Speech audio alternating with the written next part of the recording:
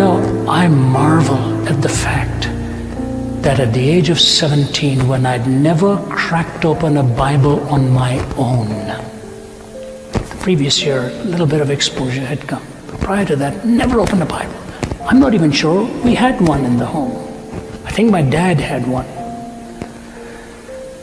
But I'm lying in a hospital bed. Do you know why?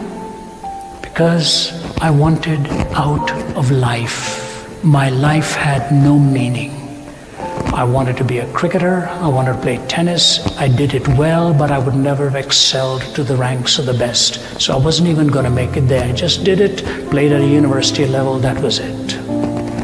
And as I'm lying in this hospital bed, having attempted to take my own life, a man walks in with a little red Gideon's New Testament.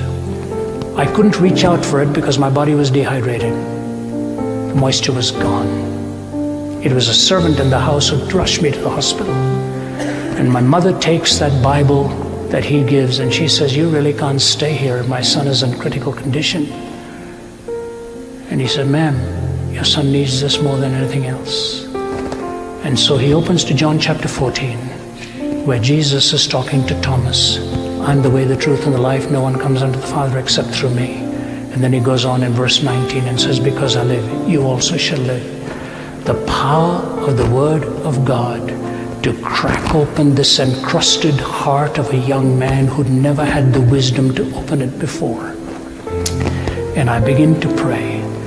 And I say, "Lord, if you are the Lord of life, take me out of this hospital room. I will leave no stone unturned in my pursuit of truth." That day is so vivid in my mind.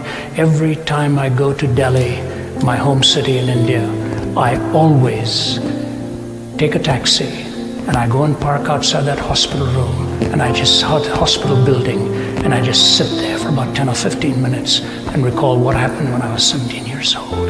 Happened with the Word of God. Happened with the Word of God. And as I walked out of there, 5 days later, the doctor looked at me and he said, "Young man, we've given you back your life, but we cannot make you want to live."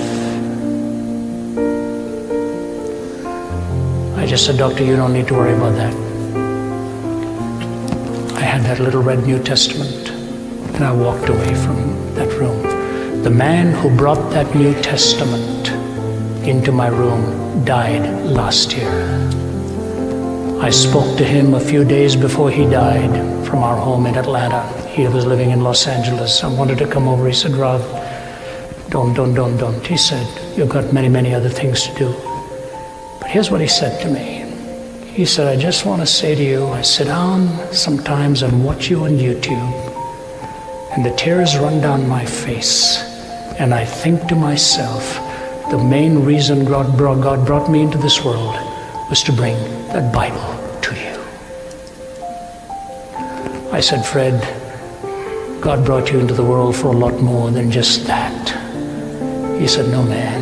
He said, "I just want you to know, I can't say enough of what it means that you're one of my sons in the faith, and it gives me the greatest amount of joy. Thy word is truth."